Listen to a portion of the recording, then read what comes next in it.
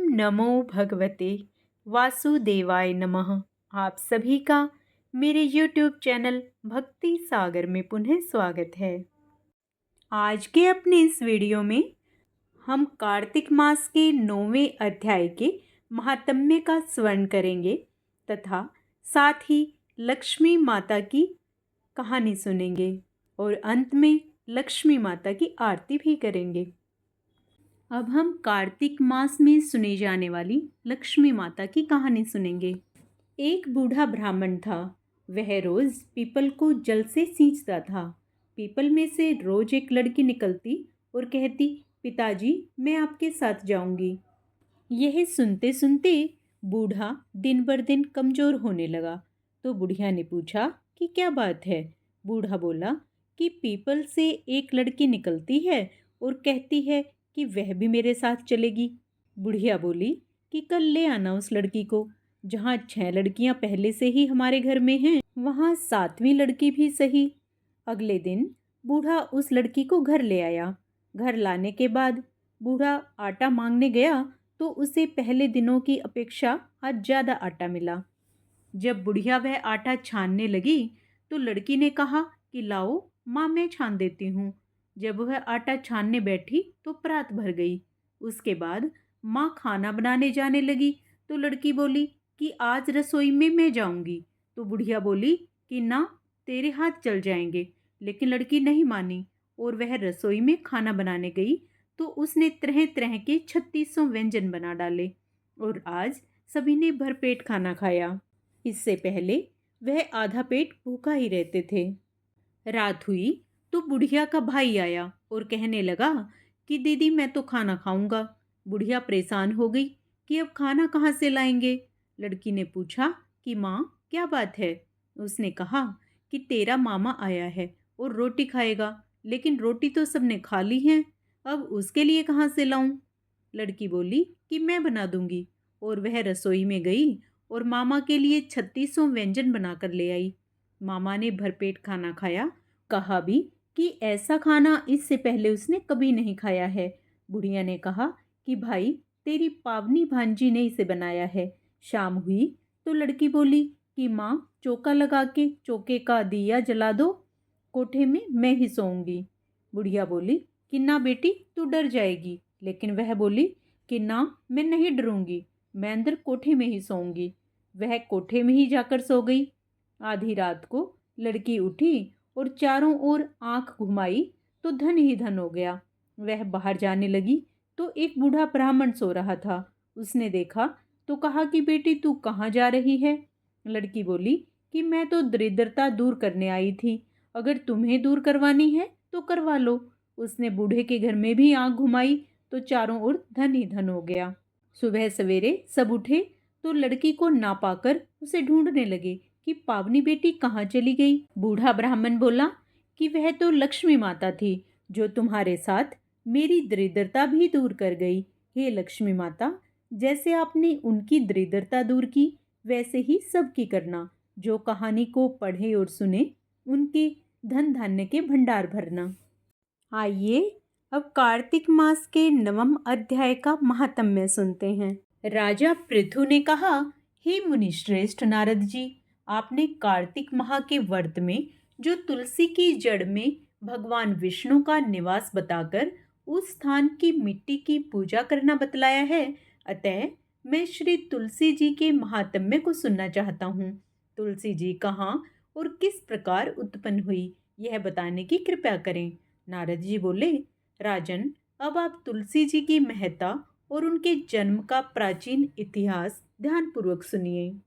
एक बार देवगुरु बृहस्पति और देवराज इंद्र भगवान शंकर के दर्शन करने के लिए कैलाश पर्वत की ओर चले। तब भगवान शंकर ने अपने भक्तों की परीक्षा लेने के लिए जटाधारी दिगंबर का रूप धारण कर उन दोनों के मार्ग में अवरोध उत्पन्न किया। यद्यपि वह तेजस्वी, शांत, लंबी भुजा और चौड़ी छाती वाले गोर वर्ण अपने विशाल नेत्रों से युक्त और सिर पर जटा धारण किए वैसे ही बैठे थे। तथापि उन भगवान शंकर को न पहचान कर इंद्र ने उनसे उनका नाम वे धाम आदि पूछते हुए कहा कि क्या भगवान शंकर अपने स्थान पर हैं या कहीं गए हुए हैं। इस पर तपस्वी रूप भगवान शिव कुछ नहीं बोले। इंद्र को अपने त्रिलोकीनाथ होने का गर्व था। उसी अहंकार के प्रभाव से वह चुप किस प्रकार रह सकता था। उसने क्रोधित होते हुए उस तपस्वी को धुड़क कर कहा, अरे, मैंने तुमसे कुछ पूछा है और तू उसका उत्तर भी नहीं देता। मैं अभी तुझ पर वज्र का प्रहार करता हूँ, फिर देखता हूँ कौन तुझ दुर्मति की रक्षा करता है। इस प्रकार कहकर जैसे ही इंद्र ने उस जटाधारी दिगंबर को मारने के लिए हाथ में वज्र लिया, वैसे ही भगवान शिव ने वज्र सहित इंद्र का हाथ स्तंभित कर दिया और विकराल नेत्र कर उसे देखा। उस समय ऐसा प्रतीत हो रहा था कि वह दिगंबर प्रज्वलित हो उठा है और वह अपने तेज से जला देगा। भुजाएं स्तंभित होने के कारण इंद्र दुखित होने के साथ साथ अत्यंत कुपित भी हो गया, परंतु उस जटाधारी दिगंबर को प्रज्वलित देखकर बृहस्पति जी ने उन्हें भगवान शंकर जानकर प्रणाम किया और दंडवत होकर उनकी स्तुति करने लगे। बृहस्पति भगवान शंकर से कहने लगे, हे दीनानाथ, हे महादेव, आप अपने क्रोध को शांत कर लीजिए और इंद्र के इस अपराध को क्षमा कीजिए। बृहस्पति के यह वचन सुनकर भगवान शंकर ने गंभीर वाणी में कहा, मैं अपने नेत्रों से निकाले हुए क्रोध को किस प्रकार रोकूं। तब बृहस्पति ने कहा, भगवन, आप अपना भक्त वत्सल नाम सार्थक करते हुए अपने भक्तों पर दया कीजिए। आप अपने इस तेज को अन्यत्र स्थापित कीजिए और इंद्र का उद्धार कीजिए। तब भगवान शंकर गुरु बृहस्पति से बोले, मैं तुम्हारी स्तुति से अत्यंत प्रसन्न हूँ। तुमने इंद्र को जीवन दान दिलवाया है। मुझे विश्वास है कि मेरे नेत्रों की अग्नि अब इंद्र को पीड़ित नहीं करेगी।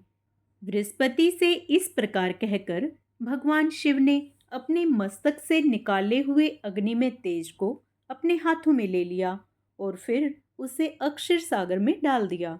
तत्पश्चात भगवान शंकर अंतर्ध्यान हो गए।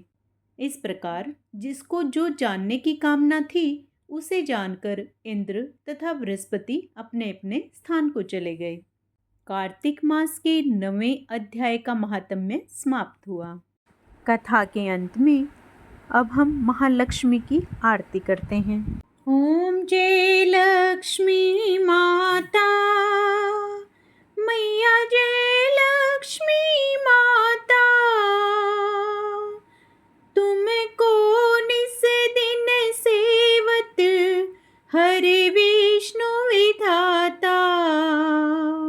ओम जय लक्ष्मी माता, उमा रमा ब्रह्माणी, तुम ही जग माता,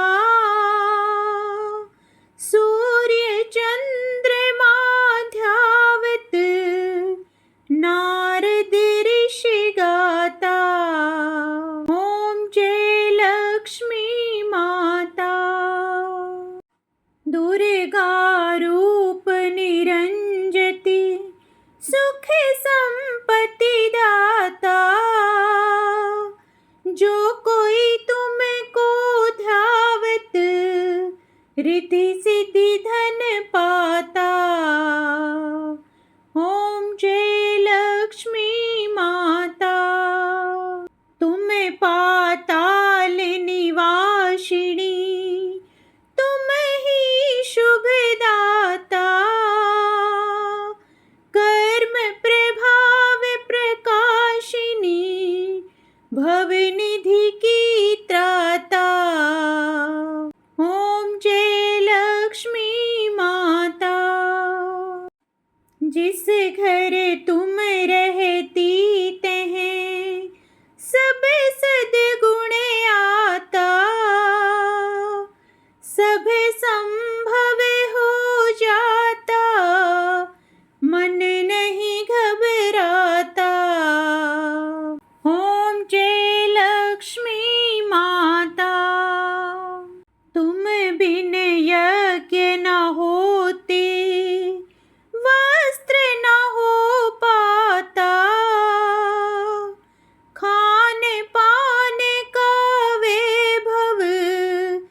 सब तुमसे आता।